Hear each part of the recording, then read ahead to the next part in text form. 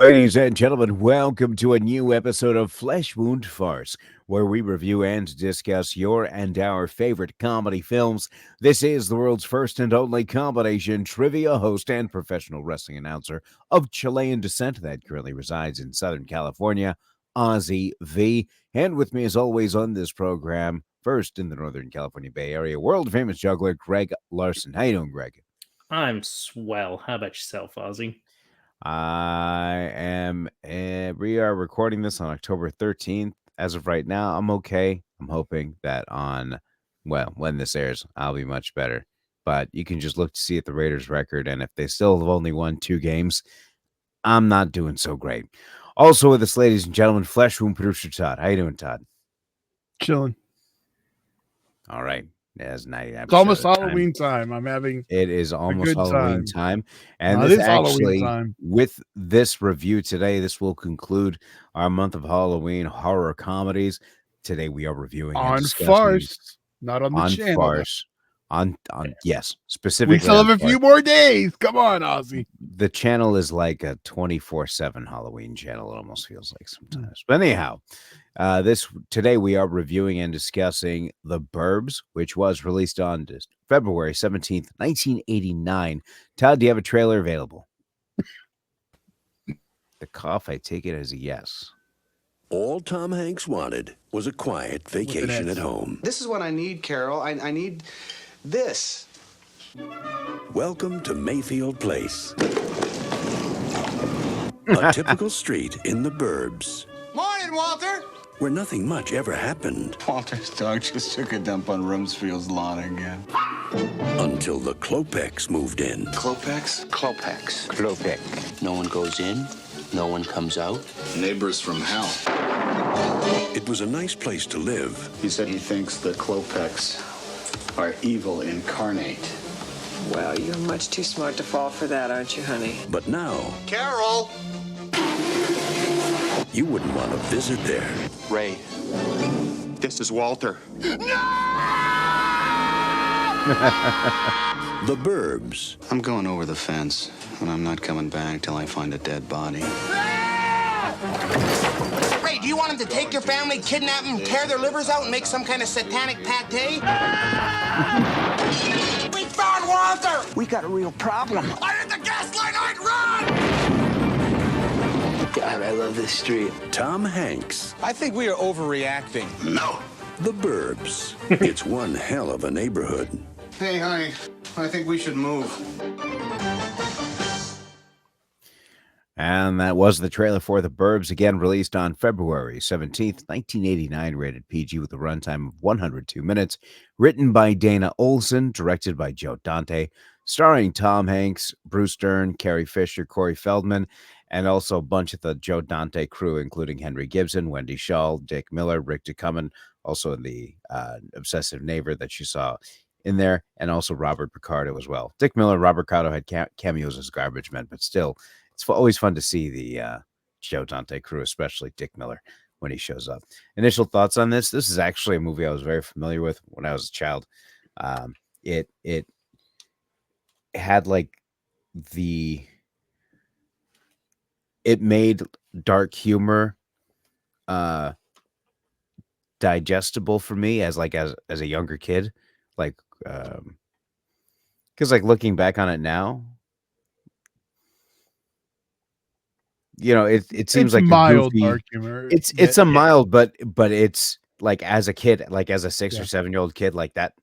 It's got an edge if you're a little youngster. Yeah, like the story itself, like on paper, could go one way, but it went this way, obviously, in the comedic fashion, and Tom Hanks as well.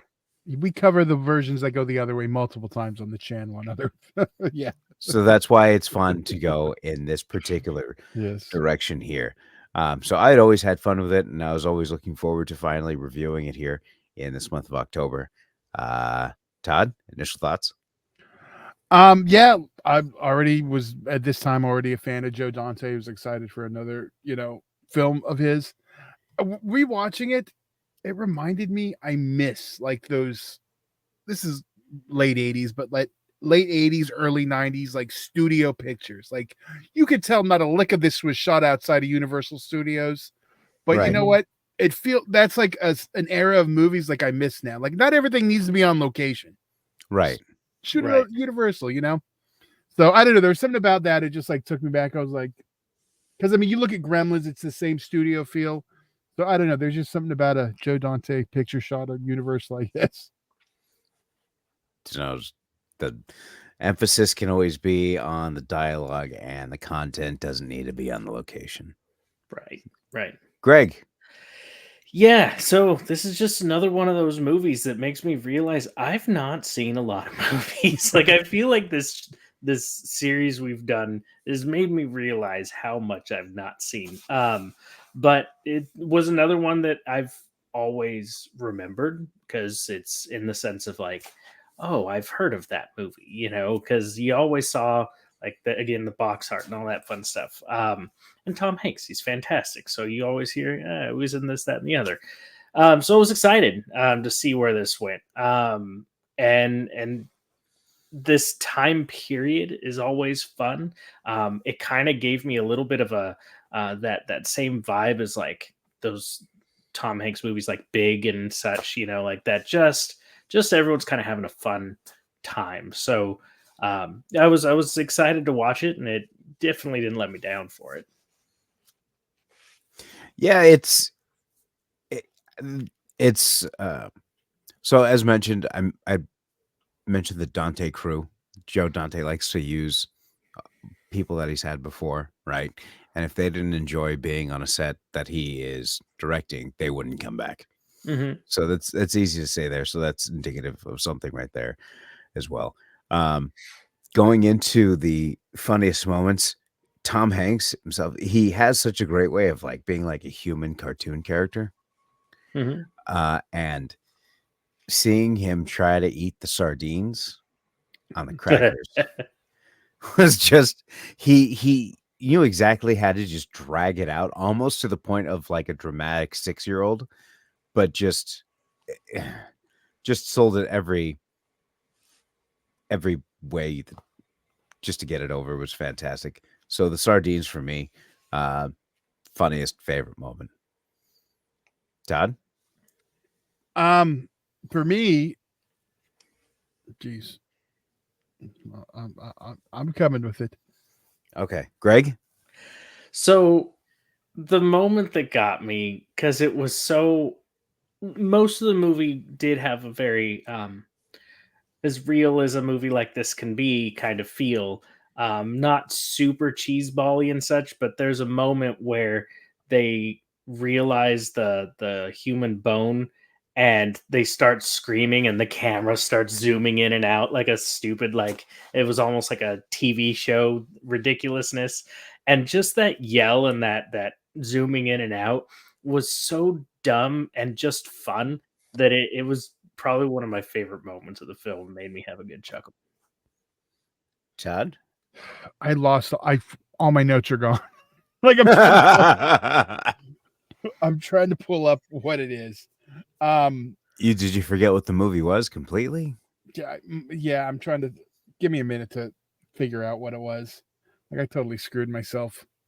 Okay, well, at this time, while Todd is researching on that, I'll take this time to go over. There was an alternate ending to this movie, different than the theatrical cut. I will say I'm not a big fan of the alternate cut.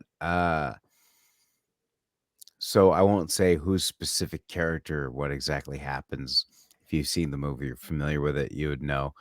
But there's one particular character who, in the theatrical cut, whose wife comes home. And to me, when I saw that happen, it's like, oh, this is funny. He's been doing all this, which, by the way, another bit that I wanted to bring up was him eating everything and then just nonchalantly like eating the dog food. But no one says it's dog food. No one even stops him. He just spits it out. And then you just see the dog food being poured in it. So you got to make that connection. I love stuff like that. But that particular character whose wife comes home in this alternate ending, that doesn't happen. And he just actually lights a cigarette and he walks down the street, which is kind of depressing. Also, something else happens in the alternate cut is kind of comes off as preachy, and makes you feel guilty for the way they, I guess, initially treated these new neighbors that moved in. So I'm glad they did not go with the alternate cut by chance. I am curious though, if you watch this at a young age, is this what formed your like conspiracy theory? Like, see, I was right. Like, personality? Uh, I think it was more like for me. I mean, I'm paraphrasing, but if I ask like, "Hey, how's it going?" We know what's going on. Somebody says nothing. There'd be a part of my head be like, "They're full of it," because other people say nothing, and look what happened in the Burbs. They were they were disintegrating people in their basement. That's See right. something, say something, or just check the furnace next time. I'm gonna go with, and there was a couple Corey moments. I know I had a couple not noted down, but Tom Hanks when he loses it, his rant. I'm picking that because this is really his last one. Like, this is the end of that Tom Hanks. I Yeah. mean, we get Joe versus Volcano after, but I mean, this is like the end of that where we transition into the Tom Hanks we know now, and I missed that one. So like when he has his breakdown, like he's done in almost all of his, like it happens at Bachelor Party, happens in everything. But when he has his meltdown and goes in like old school Tom, well now it's old school Tom Hanks mode, and just does the rant. I got to go with that. I have to disagree. He goes into a rant like that another time. Okay. As Woody in Toy Story. Okay. He yells. You're right. He crap does. at us. You know what? But he could still be a cartoon character in a Right. cartoon. I guarantee whenever like him and whoever talked about Toy Story, the whole must have been like, okay, you got this Meg Ryan stuff going on with rom-coms, fantastic, but we want like this 80s Tom Hanks to be Woody. Yeah. So I think that was the direction there because Well, that's the cartoon character, Tom Hanks. It that's makes the cartoon character. The only thing I did miss is that he didn't have that laugh that he usually have when he like expels all the oxygen. Yes. From his stomach. Like when he that is the greatest. See, you should have busted that out in Philadelphia. Busted that out in Philadelphia. Made out of work. Anyhow, no, I am a huge Joe Dante fanatic.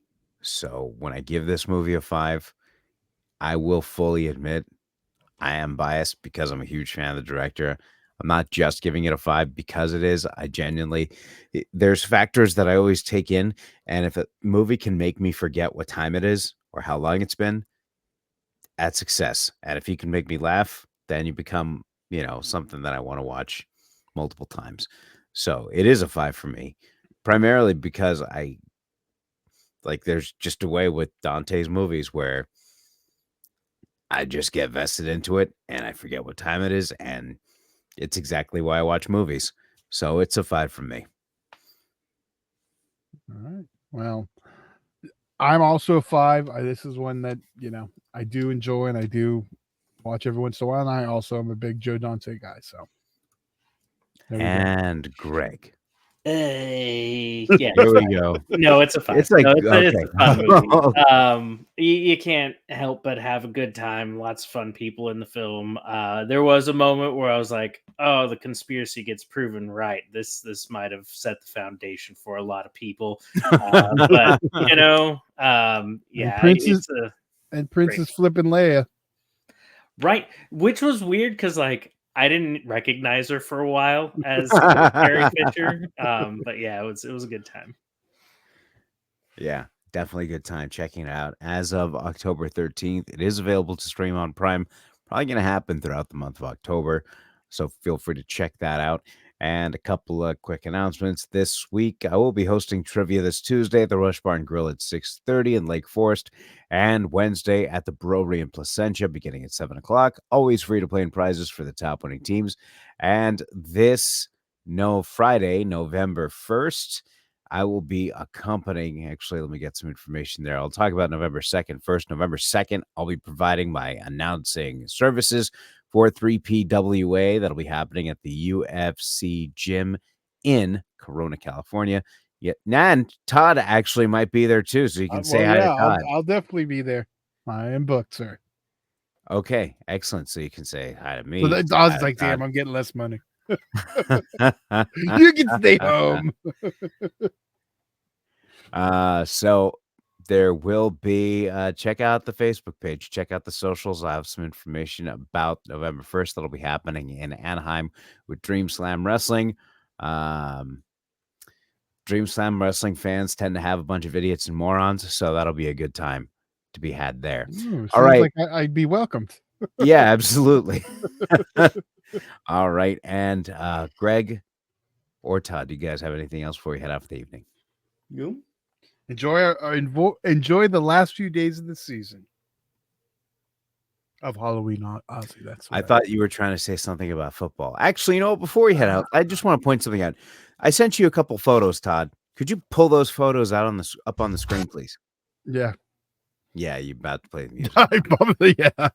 We have multiple buttons here, but here's the graphic you've requested. Okay, so let's leave this on the screen. Okay, we're looking at you see the coupons, right? Yes. Okay. Now look at the coupon on the right. Okay. See where it says delivery and carry out? Yes. What other option is there? Like, you look at the other coupons. There's 2 other coupons that say carry out only, right? And there's 3 other coupons that say nothing else. And then there's that 4th coupon that says delivery and carry out. What else? Like, what else? Would it now, if they would have put him on the other 3, would you have been okay with it? Yes. Okay. I would have no reason because there was some consistency there. Well, see, you know what bothers me about that is What's that? that coupon looks cramped.